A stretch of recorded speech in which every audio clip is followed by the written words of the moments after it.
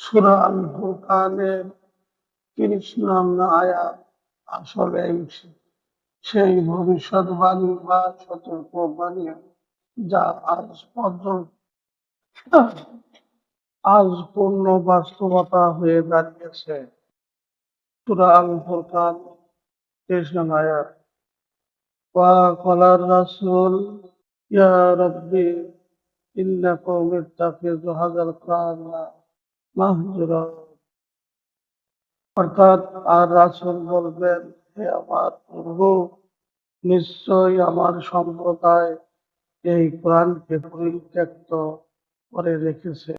এই আয়াতের গভীর অর্থ এটা শুধু অতীতের কথা নয়, আল্লাহ এখানে ভবিষ্যতের এক দৃশ্য বর্ণনা করেছেন, যেদিন সালামুন আলা রাসূল বিচার দিবসে অভিযোগ করবেন, আমার উম্মত কোরআনকে ছেড়ে দিয়েছে। কিভাবে উম্মত কোরআনকে ছেড়ে দিল? আজকের বাস্তবতা ঠিক আয়াতের মতোই।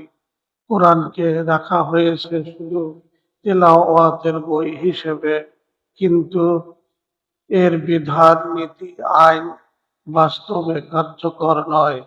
মোল্লাতন্ত্র কোরআনের জায়গায় হাদিস, ফিকহ ও মাযহাবকে বিধান বানিয়ে ফেলেছে। যে কোরআনের আলোয় ধর্ম বুঝতে চায় তাকে বলা হয় কোরআনিস্ট, কাফির, গোমরাহ। কোরআনের স্পষ্ট নির্দেশ বাদ দিয়ে মানুষ আজ বলে, মাযহাব না মানলে নামাজও হয় না। এটাই সেই মাহজুর কোরআন, অর্থাৎ পরিত্যক্ত কোরআন। মাহজুরান শব্দের অর্থ আরবিতে হাজারা, মানে শুধু ত্যাগ করা নয়, বরং মানে অপ্রয়োজনীয় ভাবা, এক পাশে সরিয়ে রাখা। অর্থাৎ তারা কোরআনকে ফেলে রেখেছে শুধু সাজানোর জন্য, শোকের সময় পড়ার জন্য, কিন্তু জীবনের আইন ও সিদ্ধান্তের জন্য নয়।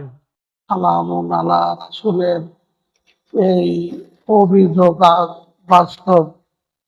সালামুন আলা রাসূল আজ যেন বলেছেন, আমার উম্মত কোরআন নিয়ে গর্ব করে, কিন্তু সিদ্ধান্ত নেয় মানুষের কথায়।